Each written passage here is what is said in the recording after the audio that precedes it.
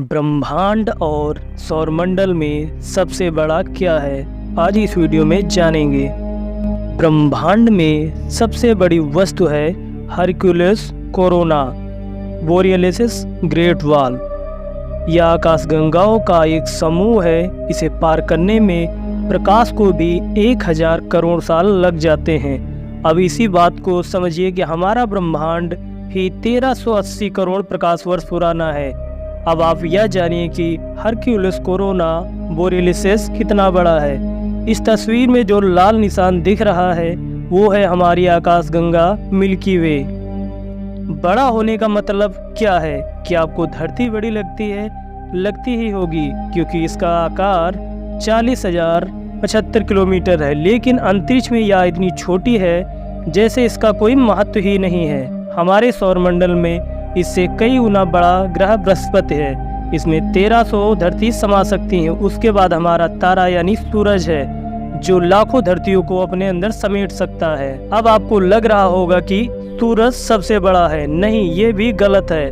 सूरज जी type का तारा है, जिसे येलो ड्वार्फ स्टार कहते हैं। वैज्ञानिकों ने हाइपर जायंट तारे भी खोजे हैं। सबसे बड़ा तारा UY स्कूटी है। इसमें 1700 सूरज समा सकते हैं। UY स्कूटी हमारे सूरज से 30 गुना बड़ा है। उसके कई जैसे तारे हमारे ब्रह्मांड में हैं। तो आप सोचिए कि हमारी धरती ही नहीं, हमारा सूरज भी नहीं, उससे भी बड़े तारे हमारे ब्रह्मांड में हैं। तो इस सूरज की क्या औकात। सूरज से भी बड़े होते हैं ब्लैक होल्स। हमारी आकाशगंगा में इतने ब्लैक होल्स हैं जो हमारे सूरज से 40 लाख गुना ज्यादा बड़े हैं। अब तक जो सबसे बड़ा ब्लैक होल खोजा गया है उसका नाम है NGC 4889। यह हमारे सूरज के मास से 210 करोड़ गुना ज्यादा भारी है। आमतौर पर ब्लैक होल्स इतने बड़े नहीं होते, उनका घनत्व बहुत ज्यादा होता है। अब इसके बाद आता है नेबुला, यानी गैस के बादलों के बड़े गुब्बारे जो आपस में मिलकर नए तारों का निर्माण करते हैं। ये भी काफी बड़े होते हैं। अब तक जो सबसे बड़ा नेबुला खोजा गया है उसका नाम है NGC 604। यह ट्रायंगुलम गैलेक्सी में मौजूद है। इसकी लंबाई 1520 प्रकाश वर्ष है। हमारी खुद की गैलेक्सी यानी आकाशगंगा 1 लाख प्रकाश वर्ष लंबी है। सबसे बड़ी गैलेक्सी जो खोजी गई है उसके बारे में 1990 में साइंस जर्नल प्रकाशित हुआ था। इसका नाम है IC 1101। नासा के मुताबिक IC 1101 गैलेक्सी की सिर्फ चौड़ाई 40 लाख प्रकाश वर्ष है। इसकी लंबाई का तो अंदाजा ही नहीं लगाया जा सका। जब गैलेक्सियों का समूह बनता है तब उसे गैलेक्सी का क्लस्टर कहते हैं, जैसे आकाशगंगा, मिल्की वे, एंड्रोमेडा गैलेक्सी आदि जो हैं।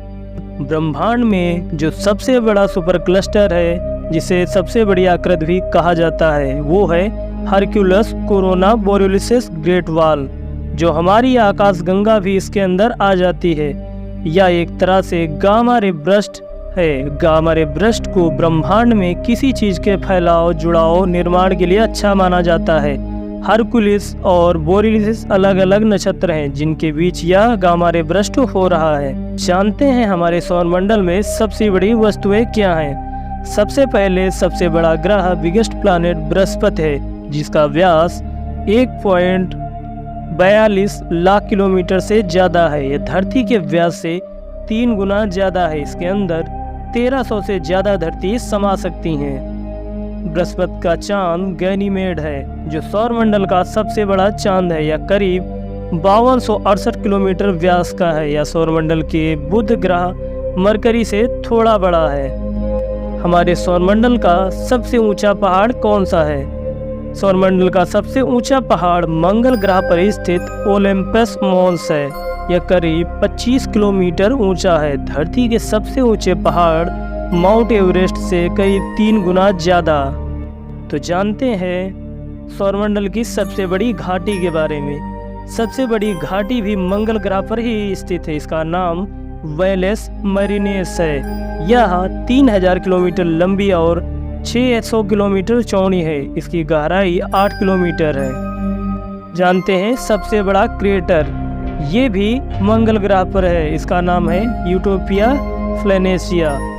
इसका व्यास 3300 किलोमीटर है। अमेरिका के वाइकिंग 2 स्पेसक्राफ्ट ने यहाँ पर 1976 में लैंडिंग की थी। अब जानते हैं सबसे बड़े एस्ट्रॉयड के बारे में।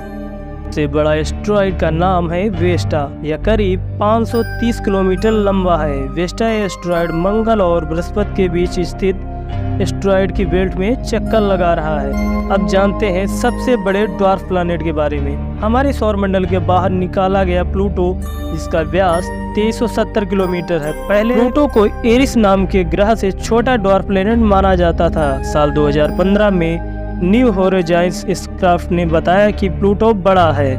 हमारे ब्रह्मांड में हमारी धरती से कई चीजें बड़ी हैं। जो हम पृथ्वी को इतना बड़ा मानते हैं, ये उनके सामने धूल के कण के बराबर भी नहीं है। तो ये जानकारी आपको कैसी लगी? अच्छी लगी हो तो मेरे वीडियो को लाइक करें और मेरे चैनल को सब्सक्राइब करें।